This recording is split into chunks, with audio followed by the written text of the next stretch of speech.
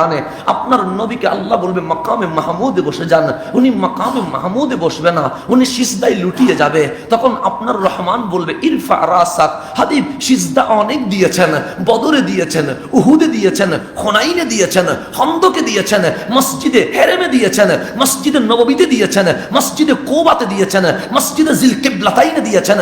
রাত দিন এক করে এমন কোন জমিনের ভূখণ্ড নাই যেখানে আপনি নবীর সিজদা পড়ে নাই। হাবিব এখানে সিজদা দেওয়া লাগবে না, ইরফা রাসাক, মাথা তুলে ফেলেন, আপনি আমার পাশেই বসবেন।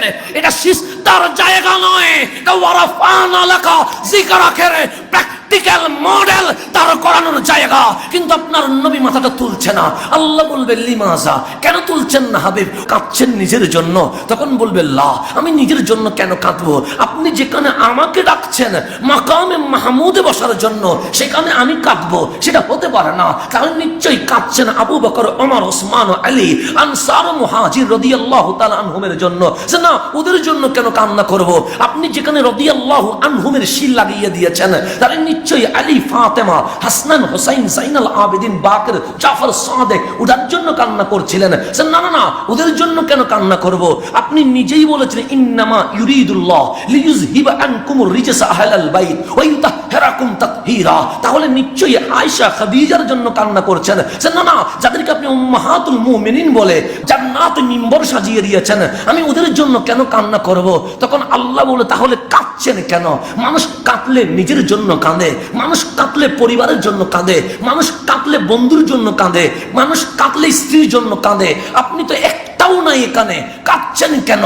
তখন জবান উত্তর দিচ্ছে উম্মতি উম্মতি উম্মতি। শুধু একটা ফরিয়াদ জানায়, মাওলা এই উম্মতকে তোমার সামনে দাঁড় করাইও না। কারণ ও কেমনে তোমাকে ওই দুনিয়াবি সিজদাগুলো দেখাবে? ও তোমাকে কেমনে ওই রুকু দেখাবে যেই রুকুতে সে বউয়ের শাড়ির হিসাব করেছিল? সে কেমনে তোমাকে কিয়ামের হিসাব দেখাবে যেই কিয়ামে দাঁড়িয়ে সে ব্যবসা বাণিজ্যের হিসাব করেছিল? সে কেমনে তোমাকে মসজিদে আসাটা দেখাবে এই মসজিদে বসে সে দুনিয়াবি চিন্তা করেছিল? মাওলা আমার উম্মতকে তোমার সামনে দাঁড় করাইও না। বড় লজ্জিত হয়ে যাবে, বড় লজ্জিত হয়ে যাবে। ওই চেহারা দেখানোর মতো পরিস্থিতি নাই। তখন আল্লাহ বলবে করব কি, করব কি? তখন আপনার নবীর একটাই ফরিয়াদ থাকবে, রব্বি হাবলি উম্মতি, রব্বি হাবলি উম্মতি। উম্মতরে আমারে দিয়ে দেন, অন্তত আমার চাঁদরে গোপন করে এই উম্মতকে আমি হাসরের ময়দানে লজ্জিত হতে দিব না।